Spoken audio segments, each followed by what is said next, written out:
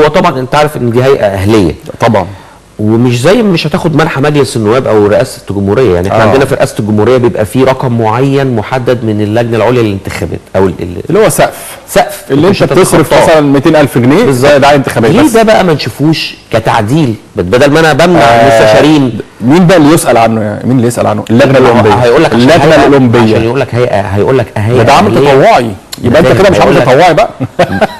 سلم لي على التطوعي. بصراحه مش تطوعي خالص، انا مش شايف انه تطوعي تمام. سلم لي بقى. انا مش هصرف المصاريف دي كلها علشان في الاخر تقول لي بتطوع عشان اخدم. وعلى فكره انا مع ان انت تستفيد 50% برستيج وحاجه كرئيس نادي او رئيس اتحاد وتشتغل 50%، يعني ما فيش مشكله. لكن هو العمل التطوعي انا اعتقد، ويمكن انا قلت الكلام ده في كذا مكان، ان اللي بيحصل خارج اطار العمل التطوعي.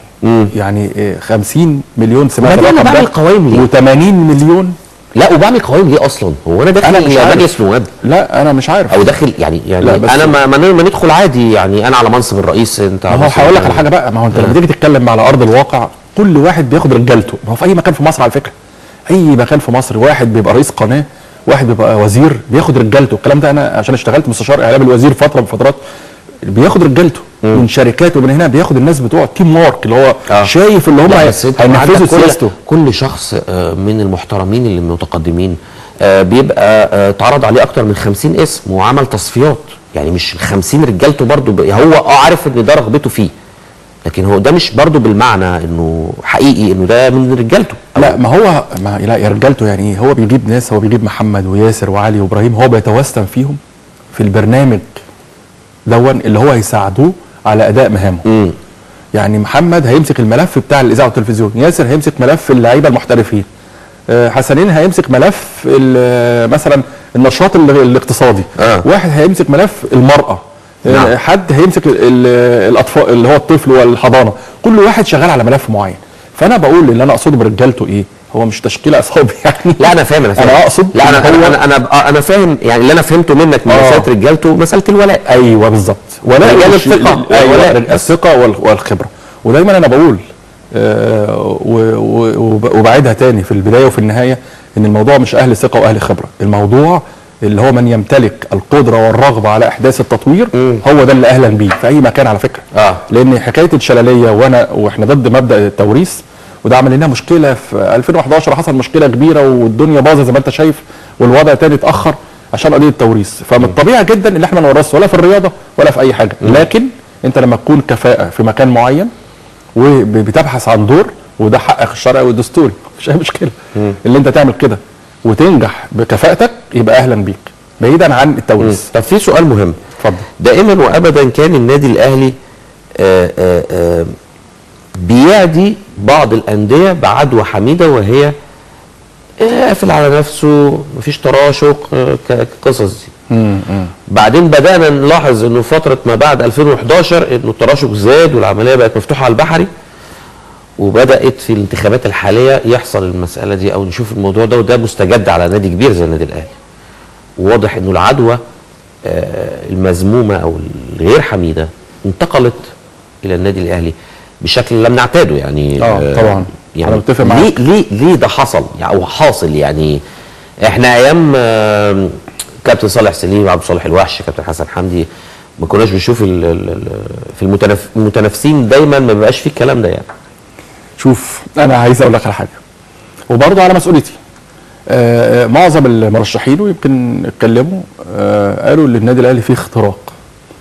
في اختراق يعني ايه؟ النادي الاهلي لو تفتكر من سنه وسنتين كان الاخبار بتاعته بتتسرب بشكل غريب، وده لم نعهد على النادي الاهلي. دايما بيبقى غرفه الاجتماعات المغلقه، ما بيحصلش اي حاجه، ما بيطلعش اي حاجه للاعلام الا عن طريق حد متحدث اعلامي وبعد انتهاء الاجتماع. وفي حاجات بتطلع للاعلام وفي حاجات ما بتتصدرش للاعلام بمعنى اصح. الوضع اللي حصل الاخير في النادي الاهلي، وخاصه كمان في قبل الانتخابات، بعد ما الخطيب اعلن رغبته في الترشح وبعد وجود ناس عايزين يترشحوا، حصل ان في اخبار كتيره جدا وشائعات اشتغلت على الجنبين. يعني ولا جنب محمود طاهر بيعمل شائعات والخطيب لا الاثنين بيعملوا شائعات. بدليل حركه جوهر نبيل. هو انت عايز تعمل ايه؟ انت عايز تعمل بروباجندا لقائمه الاهلي، لقائمه الخطيب، ولا انت يعني ايه اللي حصل زي اللي حصل الموقف بتاع امبارح بتاع جوهر نبيل، لا انا هعمل مؤتمر وهنسحب من قائمه الخطيب، ورجع تاني قال لا ده الحساب اتسرق مني واتهكر على تويتر وعلى الفيسبوك. طيب لو احنا هنصدق الكلام ده، نفترض احنا ناس طيبين وناس جمال جدا وبنسمع الكلام وهنصدق اللي قاله، هل من المعقول ان يحصل اختراق او يحصل تسريب اخبار في النادي الاهلي؟ لا طبعا. الموضوع انا بقول ان مجلس الاداره الجديد عليه مسؤوليه كبيره جدا جدا لتعيين واحد فقط متحدث اعلامي عن مجلس الاداره، وبالتالي عدم خروج اي شيء للاعلام. احنا دايما الزمالك كان بيحصل فيه مشاكل ودايما تخرج الاعلام، لا الزمالك ما عادش فيه مشاكل دلوقتي. الزمالك ما فيش مشاكل بتخرج من الاعلام الا كله عن طريق المستشار مرتضى منصور والانتخابات، واللي هو مش هيشتغل مع العتال ومش هيشتغل الكلام ده كله. لكن دايما جرت العاده ان دايما بيقولوا داري على شماتك تقيل، ده مثل بلدي يعني. فاعتقد ان لازم سواء اتحاد الكوره او الانديه اهلي وزمالك او لازم يبقى في سريه لكل ما يدور في اجتماع مجلس الاداره ويتم طرحه. حتى اترفض او ما اترفضش يبقى يتم طرحه على اصحاب الحق الاساسي هم اعضاء الجمعيه العموميه. ده ببساطه جدا عشان نحل المشكله، لان ما ينفعش النادي الاهلي بتاريخه الكبير يحصل فيه هذه الازمات اللي الناس كلها شايفاها. يعني بكره نتمنى ان اليوم يعدي على خير، لان كده الناس كلها في تراشق، كل لعيبه الكوره مع الخطيب ما عدا ناس كده مع 3 أو 4، مجدي عبد الغني ومش عارف مين ومين ومين مع محمود طاهر. فالقصه النادي الاهلي طول عمره احنا نتمنى ان الاهلي والزمالك والاسماعيلي وكل الانديه دي اللي هي تبقى انديه دايما في التوب فورم زي ما بنسميه او بنقول، لان ده بيوسع القماشه للمنتخب الوطني لكره القدم، وبالتالي مساحه الاختيار. احنا كل ده بنعمله ليه؟ وبنقول ليه الانديه دي يتمنى ان الاهلي ينافس، الاسماعيلي ينافس، المصري، وادي دجله، مصر المقاصه، الزمالك، كل ده كله ليه؟ لان هيكون مقاولين، لان كل ده لصالح الكره المصريه، وبالتالي هيؤدي الى افراز عناصر صالحه لتمثيل مصر في البطولات الدوليه. وكان اخرهم اللي احنا وصلنا مونديال رشا، اسمها رشا على فكره، اللي هي روسيا 2018. نعم. طبعا للاسف وقتنا انتهى للاسف فعلا. وكنت عايز اكمل معاك كلام كتير عن منتخبنا الوطني، وكل تاكيد قرعه كاس العالم والحضور هناك، لكن 1/12 القرعه 1/12 ممكن نبقى نعمل حاجه بعد 1/12 ان شاء الله باذن الله. ان شاء الله. بشكرك شكرا جزيلا الكاتب الصحفي والناقد الرياضي الاستاذ ياسر توامي، رئيس تحرير صحيفه وموقع العربيه نيوز، على حضورك النهارده. اشكرك شكرا جزيلا، وخلوني اطلع لفاصل قصير واعود لاستقبال ضيفي في الفقره الحواريه الثانيه في صباح الرياضه اليوم.